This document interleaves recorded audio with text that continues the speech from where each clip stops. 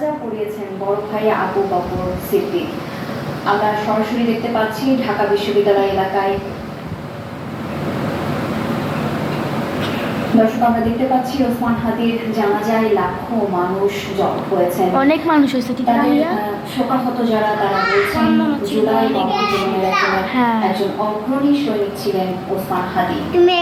হত্যার প্রতিবাদে জানাজা শেষে বিক্ষোভ মিছিল এবং সমাবেশ করার কথাও জানান তারা। তাহলে ওইটা কি? দর্শক, ঢাকা বিশ্ববিদ্যালয়ের কবরস্থানের সামনে তার অনেক দর্শক আমরা দেখতে পাচ্ছি ঢাকা বিশ্ববিদ্যালয়ে তার মরদেহ এখন নিয়ে যাওয়া হচ্ছে।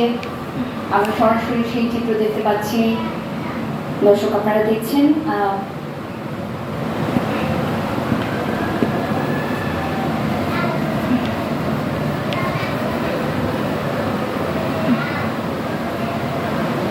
দর্শক আমরা সরাসরি দেখতে পাচ্ছি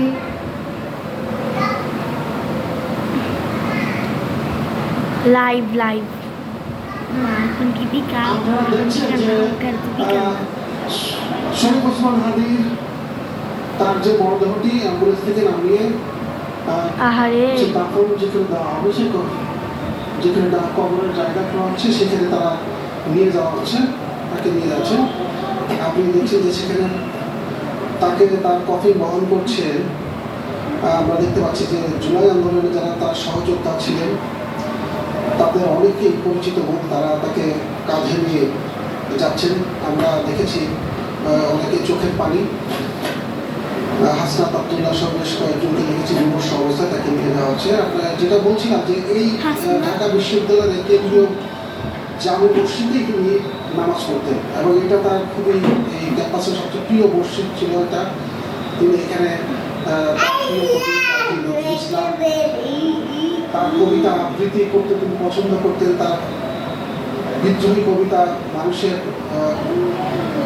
মানুষের গানে এখনো বিদ্রোহী কবিতা, তার আবৃত্তি, সেগুলো কিন্তু তিনি করেছেন। সেই তার প্রিয় কবির পাশেই, জাতীয় কবির পাশেই তার শেষ শয্যা হচ্ছে। এটা অত্যন্ত গর্বের। তার পরিবারের সদস্যরা জানিয়েছিলেন, জাতীয় কবি কাজী নজরুল ইসলাম জানিয়েছিলেন যে এই গর্বের বিষয় তারা তাদের এটি একটি অনুপ্রেরণা হয়ে থাকবে। তারা বলছেন যে ওসমান হাদি মৃত্যুবরণ করেনি, তিনি শহীদ হয়েছেন।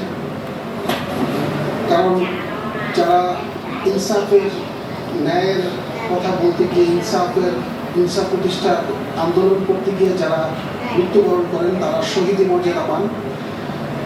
সেই তার সহকর্মীরা বলছেন তিনিও ওসমান হাদি, তিনিও শহীদ মর্যাদা নিশ্চয়ই আল্লাহ তাকে দান করবেন এবং তিনি শহীদ, তিনি মৃত নন। কিছুক্ষণ আগে জানাজা পরবর্তী বক্তব্যে প্রধান উপদেষ্টার কণ্ঠ আমি শুনেছি যে